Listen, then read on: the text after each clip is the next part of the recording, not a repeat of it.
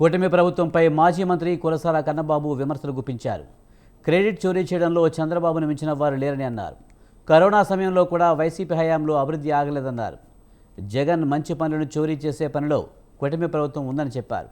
చంద్రబాబు 4 అబద్ధాలు ఆడితే లోకేష్ 40 అబద్ధాలు ఆడుతున్నారని విమర్శించారు. గూగుల్ వారే కనిపెట్టినట్లు తండ్రి కొడుకులు ప్రచారం చేసుకుంటున్నారని ఎద్దేవా చేశారు. గ్రామాల్ని వదిలేశారు. ఉదాహరణకి శ్రీరాంపురం, బండిపేట, ముమ్మిడివారిపోడు, పాటివారిపాలెం, రావివారిపోడు, రాఘవరామపురం ఈ గ్రామాలన్నీ కూడా ఎక్విజేషన్లో ఉంటే ఆ గ్రామాలన్నింటినీ కూడా ఎక్విజేషన్లో తొలగించాం.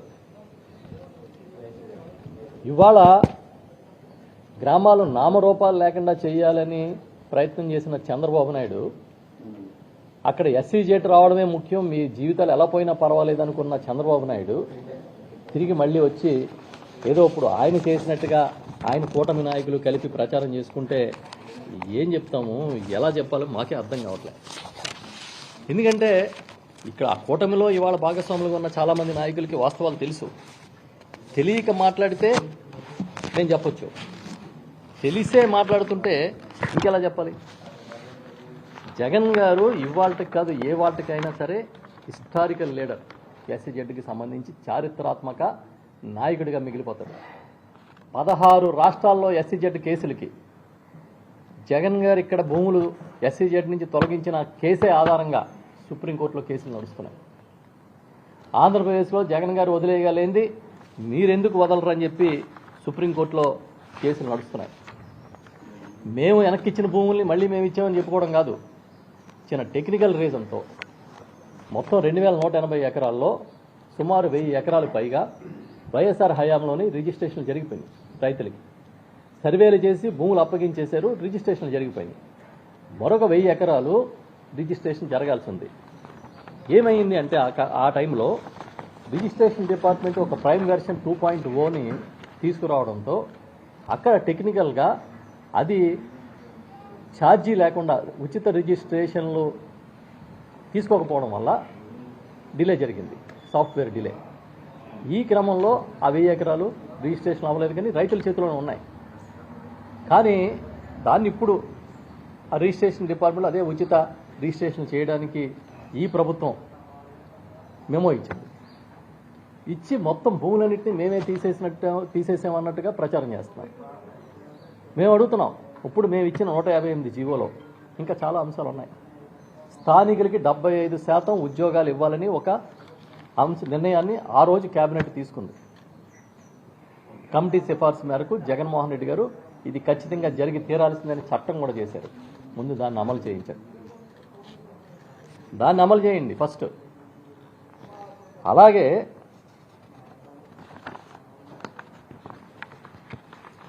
ఆ రోజు ఎస్సీజెడ్ కేసులు మొత్తం ఎత్తేసాం. కేసులు పెట్టింది ఎవరు? చంద్రబాబు నాయుడు హయాంలో. కేసులు తీసింది ఎవరు? జగన్ గారి హయాంలో. ఇంకా ఏదైనా ఉంటే ఇప్పటికీ 4-5 కేసులు తీయలేదని తిరుగుతూ ఉన్నారు. ఆ కేసులు ఎత్తండి ఫస్ట్. ఎందుకంటే టెక్నికల్ రీజన్ వల్ల, పోలీసు సహకరించకపోవడం వల్ల ఎక్కడైనా ఉండిపోతే ముందు ఆ కేసులు తీయండి. అదేవిధంగా అక్కడ వందలాది హ్యాచరీస్ ఉన్నాయి. ఆ హ్యాచరీస్ని కాపాడడం కోసం, పొల్యూషన్ సముద్రంలో కలవకుండా ఉండడం కోసం కూడా ఆ జీవోలో స్పష్టమైన ఆదేశాలు ఇచ్చాం.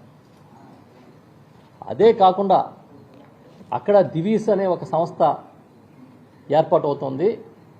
ఈ సంస్థ కాలుష్యాన్ని నియంత్రించుకోవాలి. ఒకవేళ కానీ ఆ వాటర్ని సముద్రంలో వదిలితే అక్కడ మత్స్యకారులకి ఉపాధి నష్టం జరుగుతుంది. అదేవిధంగా దివీస్ వల్ల హ్యాచరీలు నష్టం జరుగుతాయి. కాబట్టి దీన్ని ప్రాసెస్ చేసుకుని ప్యూరిఫై చేసి ఇక్కడి నుంచి దూరంగా తీసుకెళ్ళి అక్కడ దాన్ని విడిచిపెట్టాలనేది కూడా ఆ రోజు మనం ఆదేశాల్లో పేర్కొంది ప్రభుత్వం. ఈ విధంగా ఎన్నో జాగ్రత్తలు తీసుకుని, చాలా జాగ్రత్తలు తీసుకుని దీన్ని ఇవ్వడం జరిగింది. ఇదే కాకుండా దివీస్ తీసుకున్న అసైన్డ్ భూమికి దివీస్ 3 లక్షలు మాత్రమే ఇస్తే 10 లక్షలు ఇవ్వాలని జగన్ గారు ఆదేశించి ఆ కమిటీ నివేదిక ఆధారంగా మొత్తం ఎస్ఐన్ ల్యాండ్స్ కూడా ఎకరానికి 10 లక్షలు ఇప్పించిన మాట అబద్ధమా అని అడుగుతున్నాను నేను.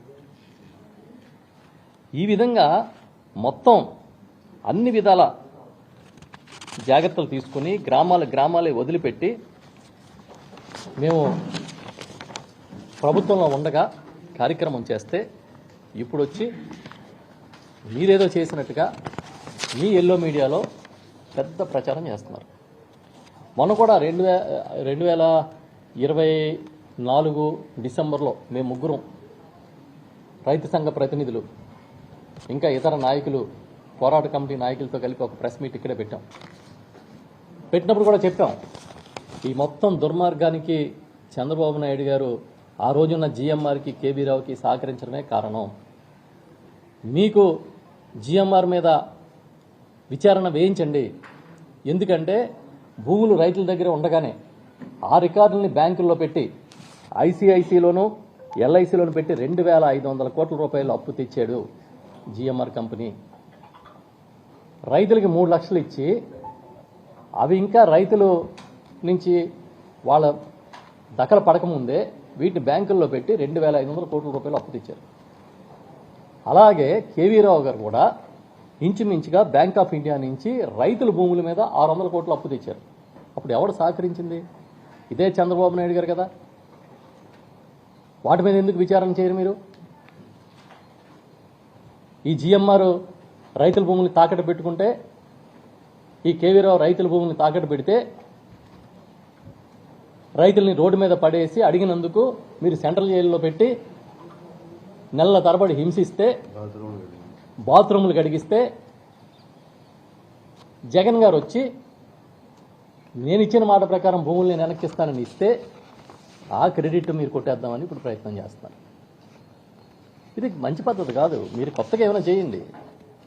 ఇప్పుడు 2,180 ఎకరాలు మేము వదిలేసాం కదా మా హయాంలో. మీకు కూడా ఏమన్నా అవకాశం ఉంటే ఇంకో 2,000 ఎకరాలు రైతులకు వెనక్కి ఇచ్చేయండి. ఇవేం చేయరు.